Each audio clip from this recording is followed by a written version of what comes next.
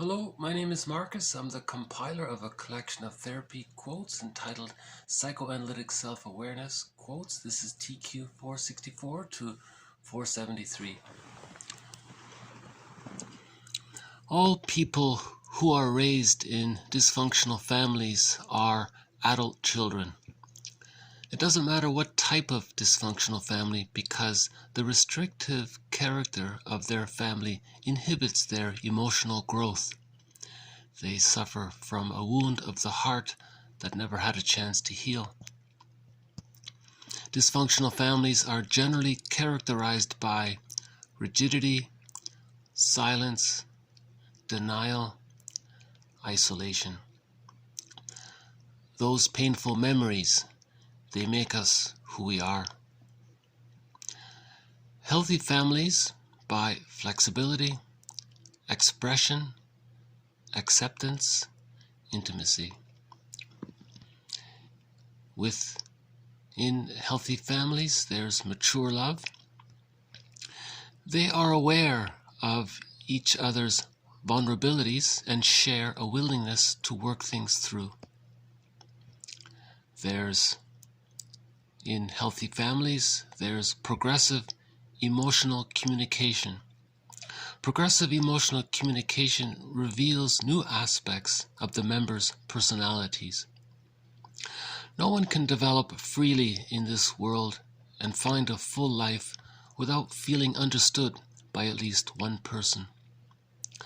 Loss makes artists of us all as we weave new patterns in the fabric of our lives.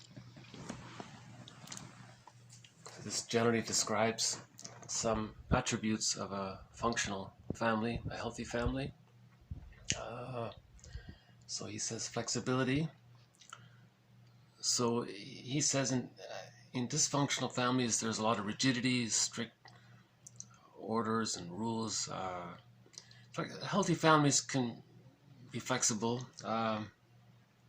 That's a sign that, you see, sometimes when there's too many rigid rules in a family, sometimes that's there to deal with a lot of anxiety, hidden anxiety. So we have all these strict rules.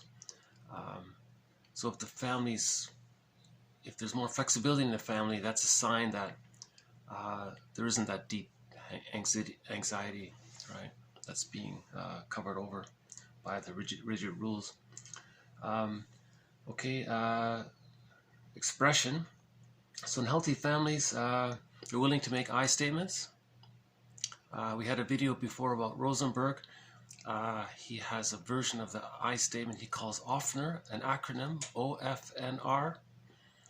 And, he built this massive self-help company, organization, built just on this, for this sole purpose, just to teach people how to make an I statement. That's it. That's all he did. I'm kind of amazed by it. Just to teach people how to make an I statement, he built an international, massive organization. And I think it's still running even after his passing. It's still going on to some degree. Anyways, his version of the I statement is OFNR, OFNR, an acronym: observation, feeling, needs, requests. So his idea is that if you're with somebody and you want to have a healthy relationship, you're going to express yourself as opposed to blaming. And see, in a dysfunctional family, everyone's blaming and accusing, and they're conflict habituated, they're hostile dependent. They're bringing the past into the present all the time. They're projecting, using splitting and immature defense mechanisms. So they're repeating some developmental trauma in the present, and it goes awry because it never really gets. It's Sisyphus. It never gets resolved. No one can travel in a time machine back to their childhood time and change what happened, right? So in a healthy family, I statements are made. We give sorrow words. Right. Observation is the trigger. We describe what happened in the present. We described what that triggered. So now we're describing a memory where a need didn't get met and what feeling came from that. So remember, all unpleasant feelings. Rosenberg's slogan is, all unpleasant feelings are an expression of unmet needs.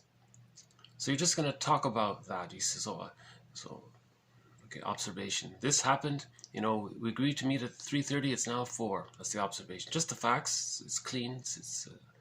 You're not trying to blame the person, you're just trying to express yourself. So you just, to give it some context. So this happened, so that's not important. This happened, that's the trigger. Okay, what happened? This triggered in me a memory, something long ago. I had a need and it didn't get met and I felt such and such. So you're sharing that. Now you're back in the present, you might have a request around it. You might ask for empathy about it. You might ask your friend, can you tell me how you're hearing what I'm saying?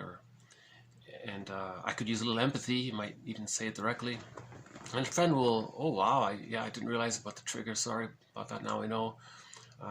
You're saying that what happened reminded you of such and such, and you had a need back then, and which didn't get met, and you felt such and such because of that, and some of that's now been relived here. Now I see. I'm sorry. And then, did I get it right? He might ask. So the first person might say, yeah, thanks for the empathy. I'm glad that we have this. So this is called progressive emotional communication. Okay, making I statements is progressive emotional communication because it reveals new aspects of the members' personalities, right? We develop, TQ 479, we develop when we're understood by someone else. Grief is healed when it's witnessed by a caring other. So these are aspects of, and these I statements are given in good faith, and the partner wants to receive them in good faith, right? In a dysfunctional family, a person might use an I statement in bad faith, so that might be a characteristic of dysfunctional families. In healthy families, there's a willingness to work things through. There's acceptance of the person's pain. Love your wounded neighbor with your wounded heart. There's that basic understanding there, right? And that can lead to heart-to-heart connection, right? Loss makes artists of us all as we weave new patterns in the fabric of our lives, right? So making I statements, it's like weaving new patterns. Because in a dysfunctional family, there was rigidity, silence, right? People didn't want to talk about things. If something did happen, there was denial. No, it didn't. There was gaslighting going on. And there was emotional isolation, emotional divorce.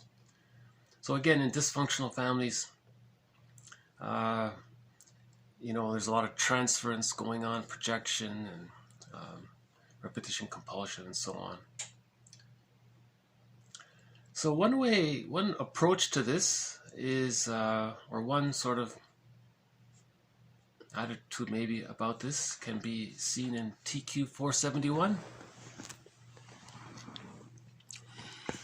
A father ripped out a full-page picture of a world map from a magazine and then ripped the picture into dozens of pieces and gave them and some tape to his 7-year-old son, knowing that he had never seen a world map before, but who loved jigsaw puzzles, and asked him to put the world together. Dad, I did it. I repaired the world. Son, you didn't know how it looked. How did you do it? Well, when you took out the map from the magazine, I saw that on the other side of the picture, that there was a picture of a man. So I turned each piece over and started to repair the man. When I repaired the man, I turned him over and saw that I repaired the world. Okay. So this little metaphor is,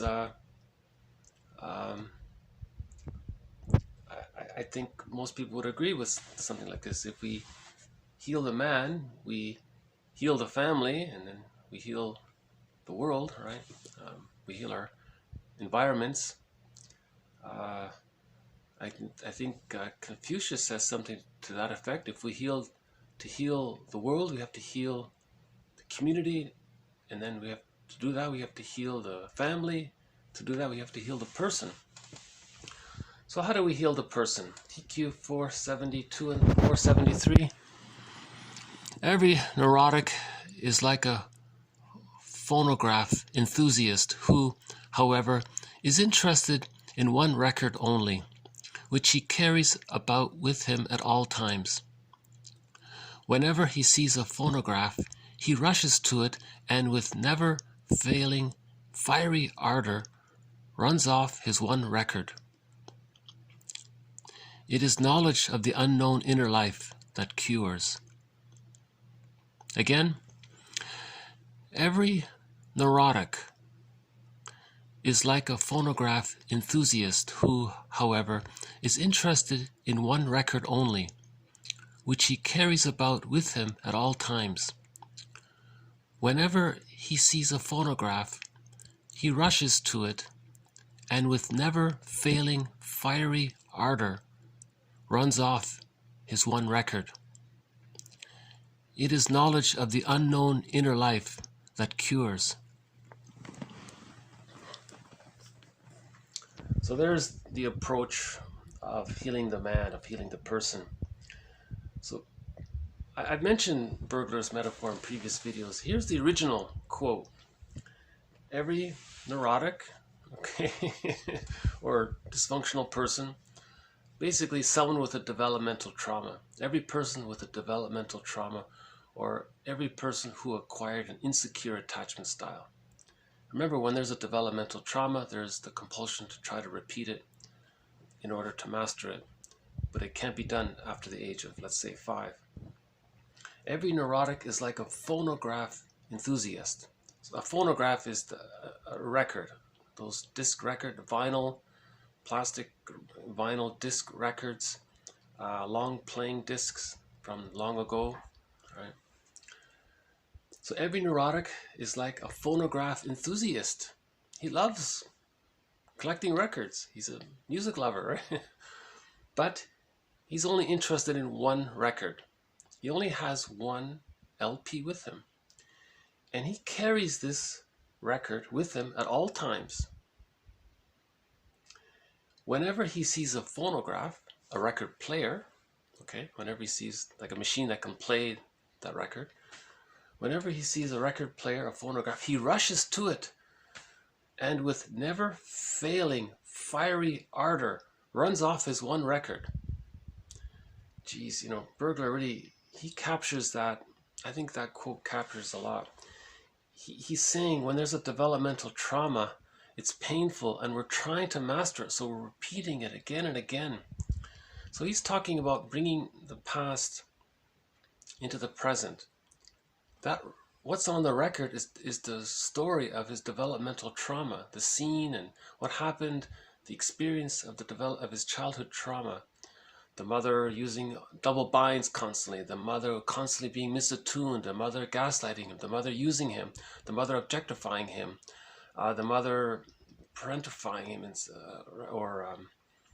wanting the child to be dependent on her, so the mother is using the child to meet her needs.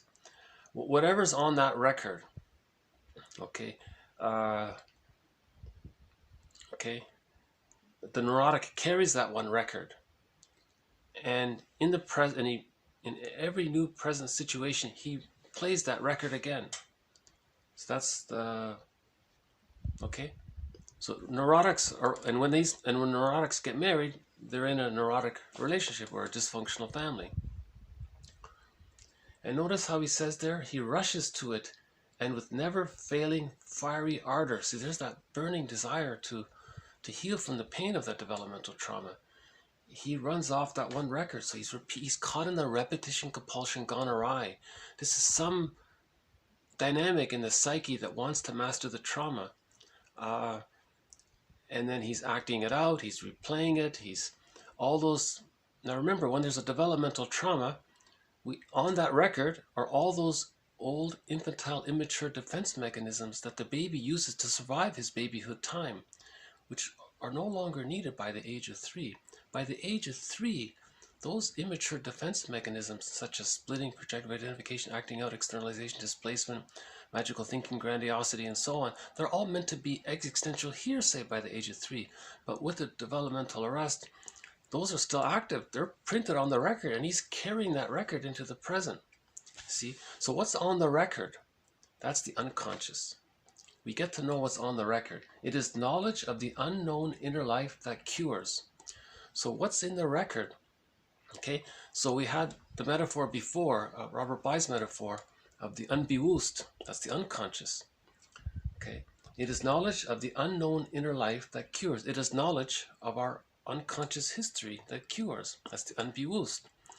Okay, so we've had Robert Bly's metaphor whereby every person carries with him a bag, and in that bag is everything the child put in that's a part of him, right? So whatever the child had to deny, disassociate because it was too painful, he puts in that bag. It could be his experience, it could be his feelings about his experiences, it could be his coping mechanisms that he's not allowed to use anymore, but he's still using. Everything he doesn't know about himself goes into that bag. This bag we can now say is the stranger within. We can say it's the secret self. We can say it's the shadow soul. We can say it's the alter ego. We can say it's the double. Okay, we can say that it is the one that walks with us, who doesn't look like us, but is us. So it is not that record Bergler's talking about, it's in the bag as well. So that stranger within is the one who's carrying that record. And we're carrying the bag. We're carrying the bag with the stranger within who's holding that record. And on that record, and who's with the stranger? He's got the inner child of the past, who's the guardian of the feeling self as well. So there's so much in the bag. It is knowledge of the unknown inner life that cures. It is knowledge of what's in the bag that cures. So that's the moral revolution that Wilson's talking about, to know thyself. Lowell says it's man's evolutionary task to know our unconscious history. Maturity is knowing what's in the bag, healing our unconscious. Bergler even says it directly. He says you're responsible for your unbewusst, for your unconscious history. And when we say know thyself, we mean know both. Know your conscious and know your unbewusst, your unconscious. Right? Know the double, the stranger within, the secret self, the second self, as we had recently, the second self of the unconscious. Know the second self of the unconscious. Then you get to know yourself. It is knowledge of the second self that cures. Okay? Because when you're in the present, you feel safer, and then all the tension that's recorded in your unconscious, you can start to mourn it. When you mourn it, then the splits come together, and you reach whole object relations. And that leads to the psychological birth, and then access to the real self. Now you're emotionally free. We got the key out from under mother's pillow, and then we have the plumb line to the self. We decathect from the rejecting image of the mother, which is that knowledge is in the bag. You know, in that bag is the deep memory of maybe mother threatening to abandon us if we didn't do what she said. That knowledge is in the bag. So we had our psychic umbilical cord is attached to the rejecting image of the mother doing that. That's knowledge of that's in the bag. It's knowledge of what's in the bag that frees us. So once we heal that deep ambivalence, okay, and bring the splits together, we reach whole object relations.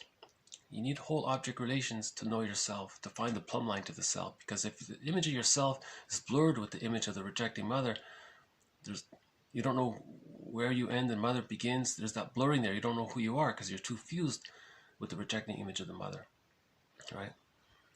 So let's do those last two once more. Every neurotic is like a phonograph enthusiast who, however, is interested in one record only, his developmental trauma, which he carries about with him at all times. Whenever he sees a phonograph, a new situation in the present, he rushes to that new situation, and with never failing fiery ardor runs off his one record. It is knowledge of the unknown inner life that cures. Okay, so as we heal the man, like the child said in 471, we heal the world. And in the process of healing the world, via healing the family and so on, right? So the world can represent the family, the world around you, or, yeah, the world, right? Yeah. Lamaze makes a big deal about this. He's always saying, you know, heal the man, you heal the world. And someone mocked him. Is it that simple? And he was shrugging. He was shrugging his shoulders. Well, what do you think? You know, because if we have dysfunctional people running things, the reason they're making decisions is because they're bringing that record from their childhood, and they're looking for a chance to replay their childhood trauma, thinking they're going to somehow master what happened in babyhood time. And that's the repetition compulsion gone awry. It's the knowledge of what's on the record that heals, not acting out and repeating it. That doesn't heal. It's the knowledge of what's on that record we carry with us that heals, right? It's the knowledge that heals. So we're giving sorrow words, right? So the interpretations, remember, interpretations are a bridge between our conscious and our unconscious. So that helps to bring the unconscious material to our consciousness. The goal is to make the unconscious conscious, the unbewusst conscious, right? So we need that link there between the unconscious and the conscious. Otherwise, we're just, yeah. So that's how we heal the man. We get to know the unbewusst, the unconscious inner life. It is knowledge of the unknown inner life that cures. That's a great little quote. It is knowledge of the unknown inner life that cures. That unknown inner life is on that record, the developmental trauma. That's the unknown inner life. It's recorded on that record, and we carry that record with us, and we keep replaying it in the present because we think we're going to try to master what happened in the past by replaying it in the present. But that's a secondary delusion. It's a delusion because no one in the present, you know, one self-help author says, really? Your mother didn't meet your needs. How is this person in the office going to meet your needs? Like, come on, it's a delusion. And Klein has some very descriptive words for this. You know, it's schizoidal, she says, and it's very delusional, she says, you know, to have this kind of wild fantasy that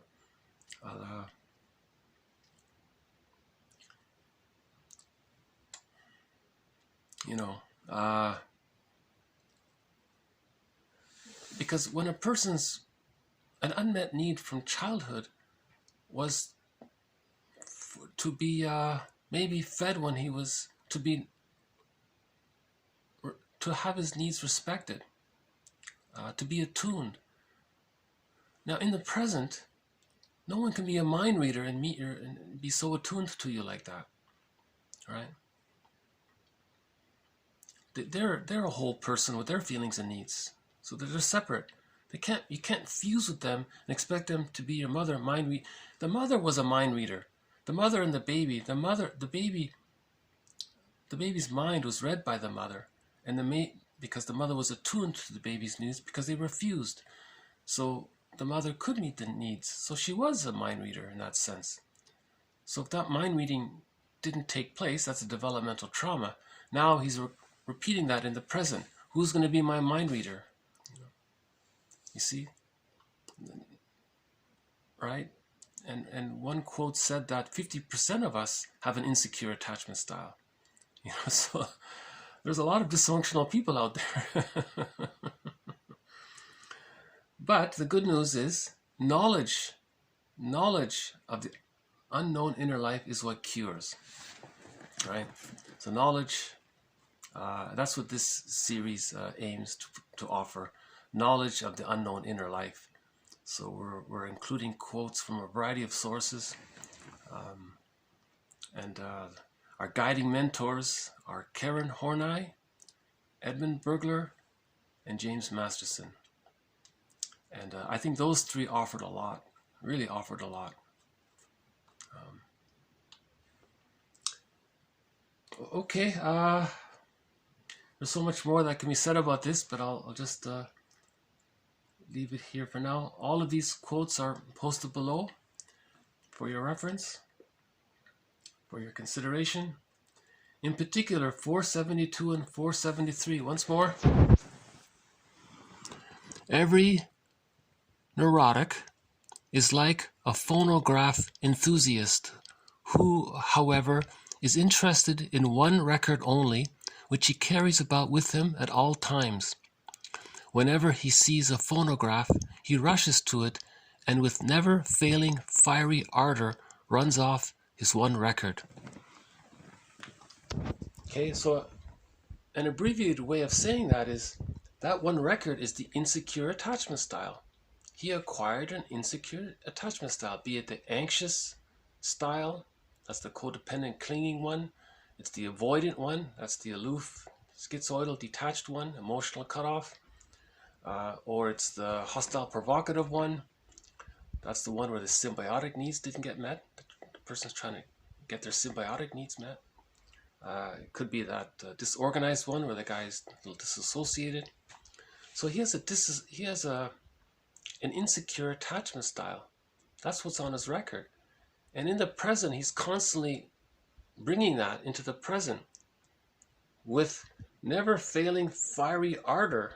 He's replaying that because he wants to heal from it. The positive intention of the repetition compulsion is to heal from the trauma. So just to understand that knowledge alone is helpful, to understand that the positive intention of the repetition compulsion is to heal from the insecure attachment style. Whatever that insecure attachment style is, that's what he says in 464. All people who are raised in dysfunctional families are adult children. It doesn't matter what type of dysfunctional family. It doesn't matter the type of dysfunctional family. The insecure attachment style, the main four are the anxious, the avoidant, the hostile provocative, and the disorganized. All right. I'm sure there are others, but I think generally, just to conceptualize it, we use these four. All right. Karen Horney even simplifies it. She says we move towards people. That's the code. That's the anxious attachment style. You want to connect with people, but you're anxious. We move away from people, so you're avoidant. Or we move against people. That's the hostile provocative, the against people. And we had a video before about that style. The positive intention is they're trying to get their symbiotic needs met. They didn't get their symbiotic needs met. The symbiotic needs, remember, after birth, an extended womb is created from birth to 6 months. That's called the stage of symbiosis.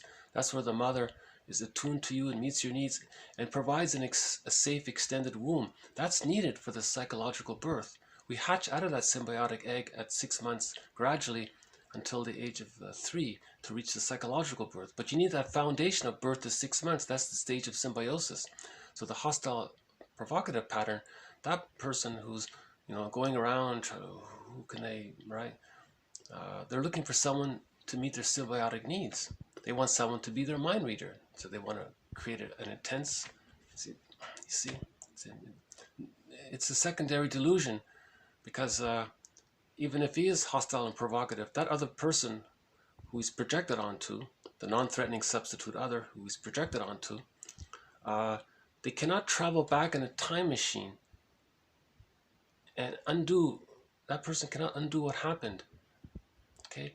It is knowledge of the inner life that cures. It is knowledge of the inner life that cures, not the acting out, not the repetition compulsion that cures. Understanding the repetition compulsion composes some of the knowledge, but it is the knowledge that cures, not the acting out without the knowledge. You see? Okay, I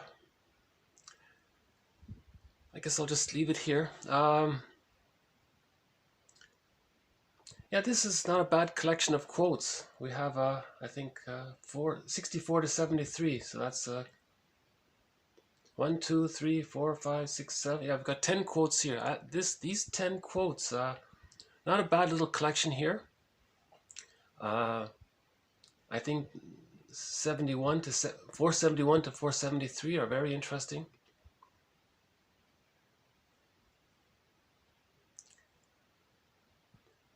So heal the person.